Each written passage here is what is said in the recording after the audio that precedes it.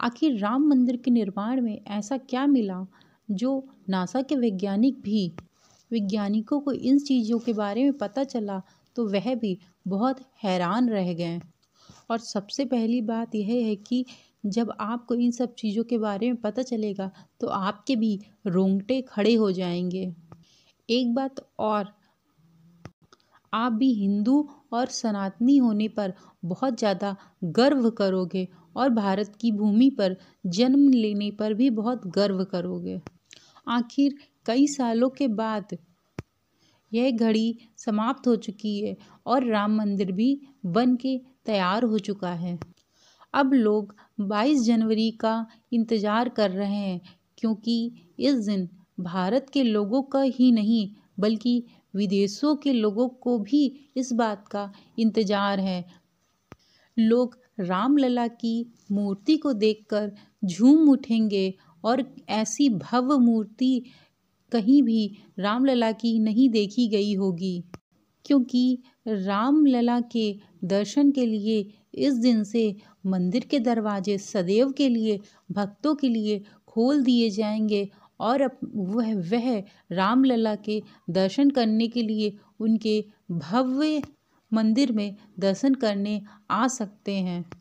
इस मूर्ति को बनवाने के लिए देश के सबसे बड़े 3 मूर्तिकारों को बुलवाया गया है और जो भी भक्त इस ऐतिहासिक पल को निहारेगा वह जीवन मरण से मुक्त हो जाएगा।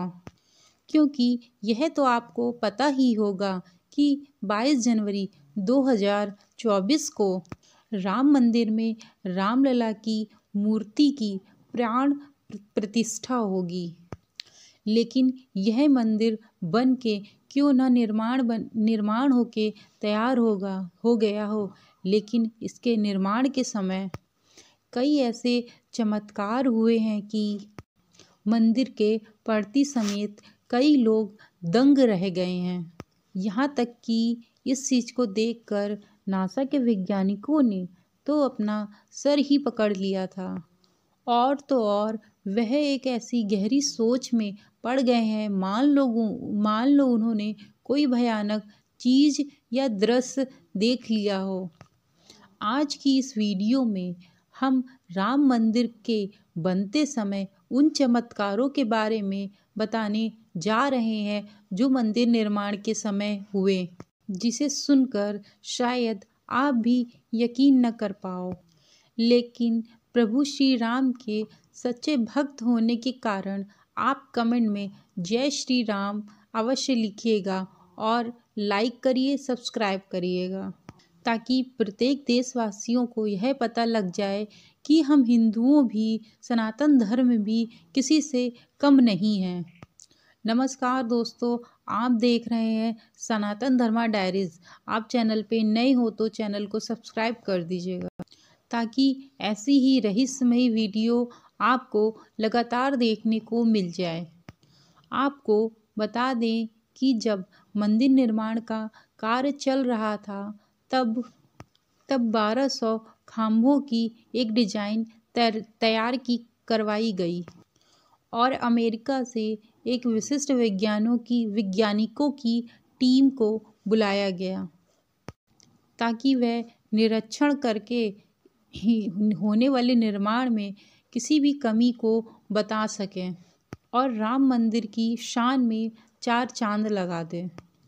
लेकिन जैसे ही राम मंदिर के निर्माण के लिए उस धरती को खोदा गया, उस धरती से एक ऐसी वस्तु निकली जिसे देखकर VCC भी बड़ा आश्चर्यचकित रह गए और उस चमत्कारी और दिव्य वस्तु को देखकर वैज्ञानिकों के होश उड़ाए, बल्कि भारत सरकार के भी होश उड़ा के रख दिए। जिसके बाद तुरंत एक कमेटी बनाई गई और उसकी जांच के लिए लगा दी। लेकिन कुछ ऐसा हुआ कि वह सभी लोग प्रभु श्री राम के भक्त बन गए। दरअसल यह बात है राम मंदिर के निर्माण की समय की, जब अमेरिका से एक वैज्ञानिक थॉमस नाम के वैज्ञानिक राम मंदिर के निर्माण के दौरे पे आए हुए थे। यहाँ आकर उन्होंने देखा कि राम मंदिर का निर्माण तो बहुत तेज़ी से और बहुत अच्छे से सारा कार्य चल रहा है, जिसके बाद से अपना रूटीन कार्य करना फिर से शुरू कर दिया। अपने कार्य करना प्रारंभ किया। जैसे ही काम करने के दौरान उनकी नज़र मंदिर परिसर की तरफ गई तो उन्हें एक ऐसी जगह दिखाई पड़ी जहाँ पर धरती नर्म पड़ी हुई थी। देखने में वह धरती वहाँ से बिल्कुल अलग दिख रही थी। थॉमस को अपनी अंतरात्मा से कुछ अलग ही प्रेरणा मिलने लगी और तुरंत ही थॉमस ने अपने मज़दूरों से वहाँ की खुदाई करने के लिए प्रारंभ कर दिया। एक बार तो मज़दूर भी हैरान रह गए कि ऐसी धरती की खुदाई वो क्यों करवा रहे हैं, लेकिन मज़दूरों को उनका ऑर्डर मानना ही काम था, इसलिए उन्होंने बिना कुछ सवाल किए खुदाई को प्रारंभ कर दिया। जैसे ही वहाँ खुदाई प्रारंभ हुई, कुछ देर के बाद वहाँ पर धरती से जल निकलना प्रारंभ हो गया। उस धरती को खुदाई करने वाले मज़दूर वह पानी देखकर बड़े परेशान हो गए, क्योंकि पानी के अंदर खुदाई करना मुश्किल ही नहीं बल्कि नामुमकिन था। लेकिन जैसे ही इस जल का सर्वेक्षण किया तो पता चला कि यह तो पास में बह रही सरयू नदी का जल है। वह यह बात नहीं समझ पाए कि ये माँ सरयू नदी का आशीर्वाद है कि वह स्वयं ही राम मंदिर के निर्माण में शामिल होना चाहती थी। इस पानी ने सभी वैज्ञानिकों को गहरी सोच में डाल दिया। वह यह सोचने लगे कि अगर ऐसे ही पानी निकलता रहा, बहता रहा निरंतर, तो यहाँ भव्य मंदिर का निर्माण कैसे होगा, क्योंकि एक पानी वाले स्थान में एक मजबूत मंदिर बनवाना कोई हंसी खेल का काम नहीं है।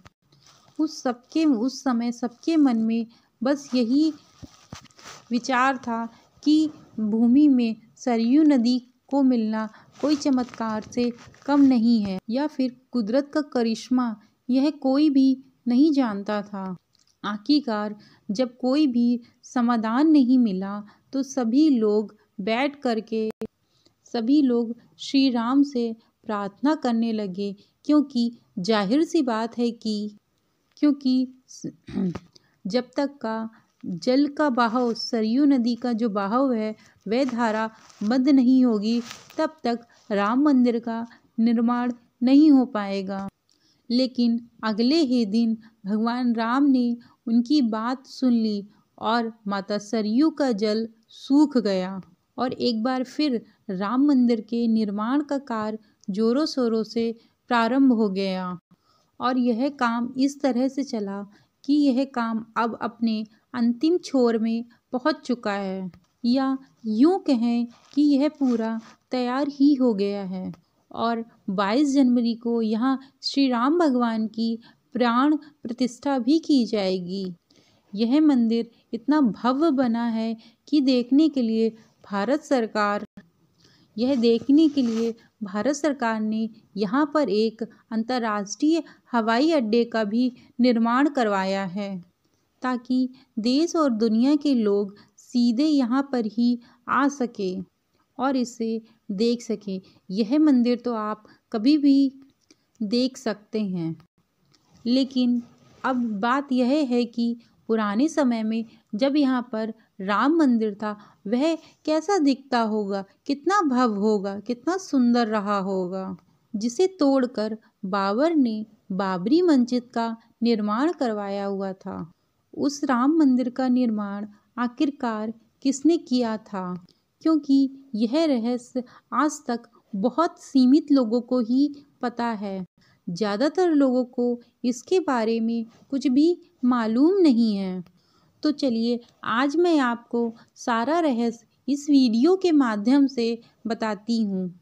हमारे वीडियो में आप अंत तक जुड़े रहिए आखिर उस समय भगवान राम की नगरी अयोध्या को किसने बनाया हुआ था? यह पवित्र नगरी हिंदुओं के लिए बहुत ज़्यादा महत्वपूर्ण है, क्योंकि यहाँ पर स्वयं श्री प्रभु राम का जन्म हुआ था।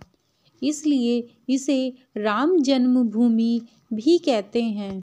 इतिहासकारों के अनुसार कौशल प्रदेश की राजधानी अवध को कालांतर में अयोध्या और बौद्ध काल में साकेत कहा जाने लगा। अयोध्या मूल रूप से मंदिरों का शहर था। यहाँ तक कि यहाँ की खुदाई में आज तक के बौद्ध मंदिर, जैन धर्म से जुड़े हुए अवशेष मिले हैं, जिसमें खंभों से लेके आकृतिक आय बने हुए थे। अयोध्या होने का वर्णन भी वाल्मीकि रामायण में मिलता है। कहते हैं भगवान श्री राम के जल समाधि लेने के पश्चात अयोध्या कुछ काल के लिए उजाड़ सी हो गई थी, लेकिन उनकी जन्मभूमि में बना महल वैसा का वैसा ही था। भगवान श्री राम के पुत्र कुश ने राजधानी अयोध्या का निर्माण पुनः करवाया हुआ था। इस निर्माण के बाद सूर्यवंश की अगली 44 पीढ़ियां इसका अस्तित्व बना रहा। आखिरी राजा बृहद्बल तक राज्य अपनी चरम पर रहा। कौशल राज बृहद्बल की मृत्यु महाभारत में अभिमन्यु के हाथों इनकी मृत्यु हुई थी। महाभारत युद्ध के बाद अयोध्या उजाड़ सी हो गई थी, परंतु राम जन्मभूमि का अस्तित्व तब भी बना रहा। इसके बाद यह उल्लेख मिलता है कि ईसा के 100 वर्ष बाद पूर्व उज्जैन के चक्रवर्ती सम्राट विक्रमादित्य एक दिन आखेट करते करते अयोध्या पहुंच गए। थकान होने के कारण अयोध्या में सरयू नदी के किनारे एक पेड़ के पास बैठ गए। उस समय वहां पर बहुत घना जंगल होता था, कोई बसावट भी यहाँ पर नहीं थी। महाराज विक्रमादित्य को इस भूमि में कोई चमत्कार दिखाई देने लगा। तब उन्होंने खोज आरंभ की और पास के योगी और संतों से उनको ज्ञात हुआ कि यह प्रभु श्री राम की जन्मभूमि अयोध्या है। उन संतों के निर्देश से विक्रमादित्य महाराज ने यहाँ पर एक भव्य मंदिर का निर्माण करवाया। मंदिर के साथ ही कूप, सरोवर आदि का निर्माण करवाया। कहते हैं कि उन्होंने श्री राम की जन्मभूमि पर काले रंग के कसौटी वाले पत्थर विशाल मंदिर का निर्माण करवाया था। इस भव्य मंदिर को जो देखने के लिए आता था, वह मंदिर को बस देखता ही रह जाता था। विक्रमादित्य के बाद जो भी राजा हुए, वह समय समय पर इसकी देख रेख करते रहते थे। उनमें से ही एक शुंग वंश के प्रमुख शासक पुष्यमित्र शुंग थे। मंदिर का जीर्णोद्धार करवाया था। पुष्यमित्र शुंग का एक शिलालेख अयोध्या से प्राप्त हुआ था, जिसमें उसे सेनापति कहा गया है तथा उसके द्वारा 2 अश्वमेध यज्ञ के किए जाने का भी वर्णन प्राप्त हुआ है। अनेक अभिलेखों से ज्ञात होता है कि गुप्त वंश चंद्रगुप्त द्वितीय के समय और उनके पश्चात बहुत समय तक अयोध्या साम्राज्य राजधानी रही।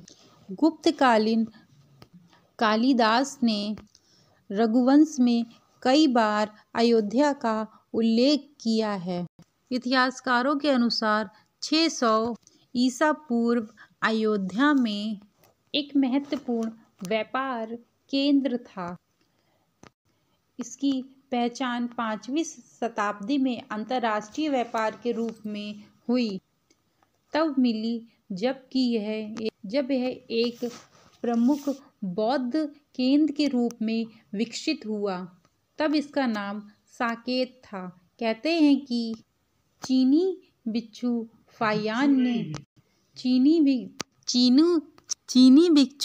फाहियान की कई बौद्ध मठों का रिकॉर्ड रखा गया है। यहाँ पर 7वीं शताब्दी में एक चीनी यात्री हेंग त्सांग आया हुआ था। उसके अनुसार यहाँ पर 20 बौद्ध मठ थे तथा 3000 भिक्षु रहते थे और यहाँ हिंदुओं का एक भव्य और पवित्र मंदिर भी था जहाँ लोग रोज हजारों की संख्या में दर्शन करने के लिए आते थे। इसके बाद ईसा की 11वीं शताब्दी में कन्नौज नरेश जयचंद आया। उसने मंदिर के समस्त शिलालेखों को विक्रमादित्य के जो भी लगे हुए थे उनको उखाड़कर फेंक दिया और अपने शिलालेख वहां पर लगवाए। पानीपत के युद्ध के बाद जयचंद्र का भी अंत हो गया। इसके बाद भारतवर्ष में आक्रमण और बढ़ गए और आक्रमणकारियों ने काशी, मथुरा और साथ साथ अयोध्या में भी खूब लूटपाट किया और पुजारी की हत्या करके मूर्तियां तोड़ने का क्रम जारी रखा। लेकिन 14वीं शताब्दी तक वह राम मंदिर तोड़ने में सफल नहीं हो पाए। विभिन्न आक्रमणकारियों के बाद भी सब चीज़ों को झेलते हुए प्रभु राम का मंदिर सुरक्षित रहा। कहते हैं कि इब्राहिम लोदी तक 14वीं शताब्दी तक राम मंदिर सुरक्षित रहा, लेकिन उसके बाद मुगलों का अस्तित्व काफ़ी फैल गया और उसके बाद ही राम जन्मभूमि अयोध्या को नष्ट करने के कई अभियान चलाए गए। अंततः 1527 से 28 तक इस भव्य मंदिर को तोड़ दिया गया और वहां पर बाबरी मस्जिद का निर्माण करवाया गया। कहते हैं बाबर के एक सेनापति ने बिहार के दौरे के दौरान अयोध्या में राम मंदिर को तोड़कर एक मस्जिद बनवाई थी। बाबरनामा के अनुसार अयोध्या को 1528 में मंदिर को गिराकर वहां पर बाबर ने मस्जिद निर्माण का आदेश दिया था। अयोध्या निर्माण में खोदी गई इससे 2 संकेत भी मिलते हैं। इसमें खास तौर से उल्लेखनीय है कि जन्नत तक जिसके न्याय के चर्चे हैं, ऐसे महान शासक बाबर के दयालु मीर बाकी ने फरिश्तों की इस जगह को मुकम्मल कर दिया। हालांकि यह भी कहा जाता है कि अकबर और जहांगीर के शासनकाल में हिंदुओं को यह भूमि एक चौतरे के रूप में सौंप दी गई थी, लेकिन क्रूर शासक औरंगजेब ने अपने पूर्वजों की भूमि को फिर से प्राप्त करने के लिए मस्जिद का निर्माण करना प्रारंभ किया। भव्य मस्जिद का निर्माण करके उसका नाम बाबरी मस्जिद रख दिया, लेकिन अंत में बाबरी मस्जिद का भी विध्वंस कर दिया गया और इस जमीन पर कई वर्षों तक केस चलता रहा और अंत में यह जमीन हिंदुओं को सौंप दी गई, जिस पर आज प्रभु श्री राम लला का भव्य मंदिर बनकर तैयार हो गया है। और 22 जनवरी को यहाँ पर प्रभु श्री राम की प्राण प्रतिष्ठा भी कर दी जाएगी, जिसकी तैयारी जोरों शोरों पे चल रही है। बोलिए प्रभु श्री राम की जय, राम लला की जय। और आपको इस भव्य मंदिर के निर्माण के लिए सभी सनातन धर्मियों को हार्दिक शुभकामनाएं। ऐसे ही रोचक वीडियो देखने के लिए आप चैनल को सब्सक्राइब कर लीजिए। धन्यवाद।